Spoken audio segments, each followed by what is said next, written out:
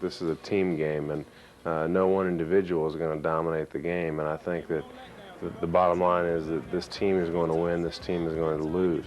And it's not how Eric Montross goes, it's how North Carolina goes. The continued improvement of freshman center Eric Montross. Montross's monster stuff gave Carolina a 14-point lead.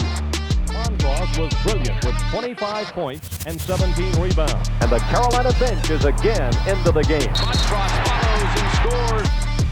To Montross, he scored. To Montross. Montross spins the lane and scores.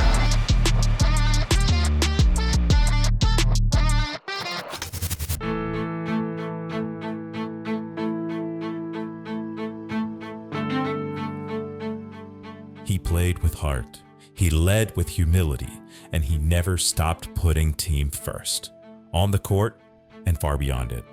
For so many, Eric Montross was a Tar Heel legend, but for those who knew him best, his greatest legacy wasn't basketball. It was how he lived, how he gave, and how he loved. Eric Montross. I was the first coach from the University of North Carolina to ever call Eric's high school coach, Jack Kiefer. And then at the end of that year, I left and went to Kansas. Eric Montross was a fantastic basketball player, but an even better human being. After Eric retired from the NBA, he was here in Chapel Hill. Always loved Chapel Hill. His family loved Chapel Hill. And he started working with us because of his love for the university and his love for other people. That's going to be the lasting impression I have of Eric Montross. It's not going to be as a basketball player, it's going to be as a person. He always talked about how fortunate he was in life, whether it be to play basketball or the ability to help others or have others look up to him.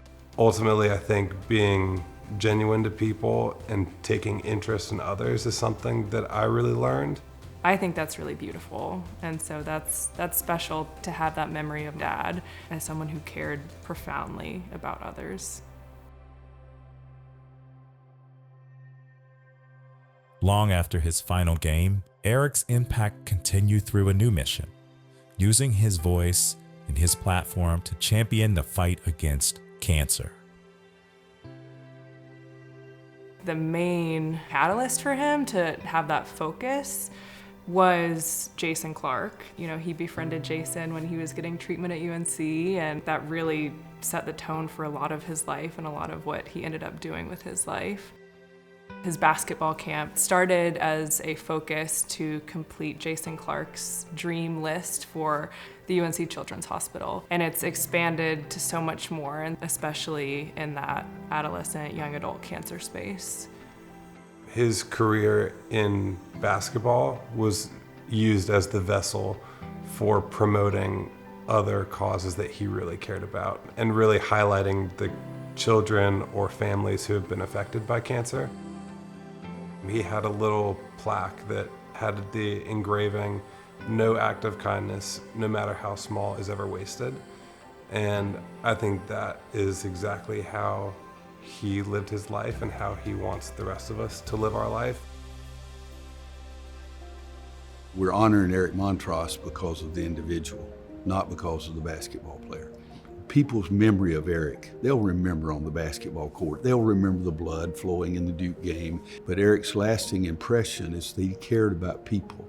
And that's the thing that's driving me to try to do this in his honor. And for me to tie things together, I'd say, Eric, you're gone, but we're still raising money. And he would love that. Eric's efforts in the community helped bring humanity to the cancer journey, creating spaces for comfort, connection, and care alongside treatment.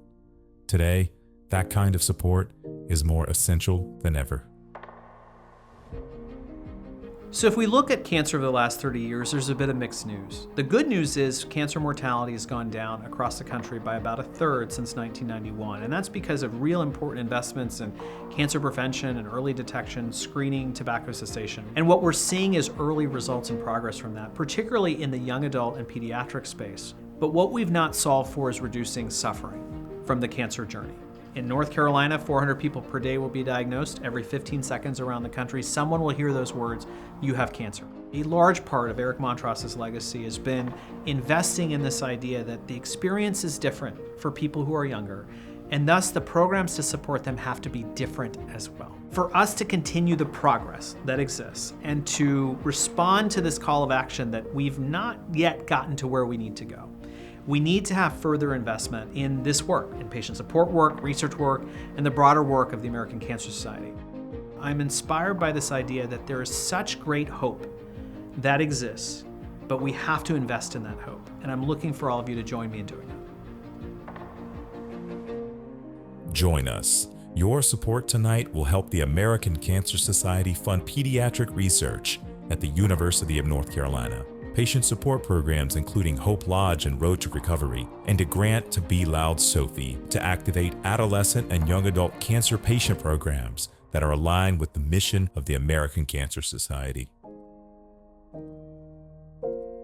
Give in Eric's honor. Invest in the lives of patients and families, because no act of kindness, no matter how small, is ever wasted.